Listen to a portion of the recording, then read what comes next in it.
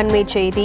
பிரஜ்வல் ரேவண்ணா ஜாமீன் கோரி பெங்களூரு செஷன்ஸ் நீதிமன்றத்தில் மனு தாக்கல் செய்திருக்கிறார். அது பற்றிய மேலும் விவரங்களை செய்தியாளர் பாரதி ராஜா விவரிக்க கேட்கலாம். வணக்கம் பாரதி ராஜா, கூடுதல் விவரம். பிரஜ்வல் ரேவண்ணா வழக்கில் 300க்கும் மேற்பட்ட பெண்களின் ஆபாச வீடியோக்கள் பதிவு செய்யப்பட்டது பெரிய சர்ச்சையை ஏற்படுத்தியிருக்கிறது கர்நாடக மாநிலத்தில். இது தொடர்பாக சிறப்பு தணிக்கை குழு அமைத்து விசாரிக்கப்பட்டு வருகிறது.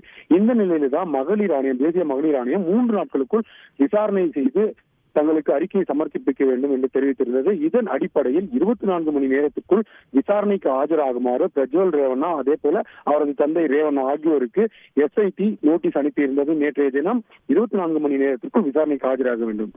ஆனால் விசாரணைக்கு ஆஜராகாத பிரஜ்வல் ரேவண்ணா மற்றும் ரேவண்ணா ஆகியோர், பிரஜ்வல் ரேவண்ணா தரப்பில் ஒரு ஸ்டேட்மெண்ட் வெளியிடப்பட்டது. அவரது வழக்கறிஞர் மூலமாக ஒரு கடிதம் அளிக்கப்பட்டது.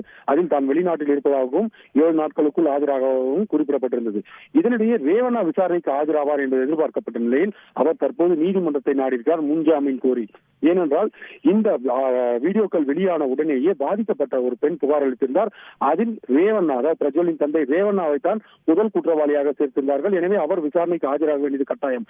இந்த நிலையில் தான் இந்த FIR தொடர்பான விஷயத்திற்கு முன்ஜாமீன் கோரி அவர் மனு தாக்கல் செய்திருந்தார். அந்த மனுவிற்கு SIT ஆட்சேபனையை பதிவு செய்யுங்கள் என்று நீதிமன்றம் குறிப்பிட்டு விசாரணையை நாளைக்கு ஒத்திவைத்திருக்கிறது. அது மட்டுமல்ல, இன்றைய தினம் அந்த முதல் புகார்தாரரின் வாக்கு மூலமானது நீதிமன்றத்தில் நீதிபதி முன்பாக SIT பதிவு செய்து வருகிறது.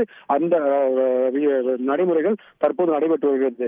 ரேவண்ணா விஷயத்தை பொறுத்த மட்டும் தற்போது அவர் ஜாமீன் கோரியிருக்கிறார். ஜாமீன் ஏற்றுக்கொள்ளப்படுமா அல்லது அவர் கைது செய்யப்படுவாரா என்பதை நாம் பொறுத்துதான் பார்க்க வேண்டும். என்றால் SIT ஏற்கனவே நோட்டீஸில் குறிப்பிட்டிருக்கிறது 24 மணி நேரத்திற்குள் விசாரணைக்கு ஆஜராக வேண்டும் என்று. ஆனால் ஆஜராகவில்லை என்றால் கைது செய்யக்கூட SITக்கு அதிகாரம் உள்ளது. எனவே என்ன நடக்கும் என்பதை நாம் பொறுத்துதான் பார்க்க வேண்டும். விரிவான விவரங்களுக்கு நன்றி பாரதி ராஜா.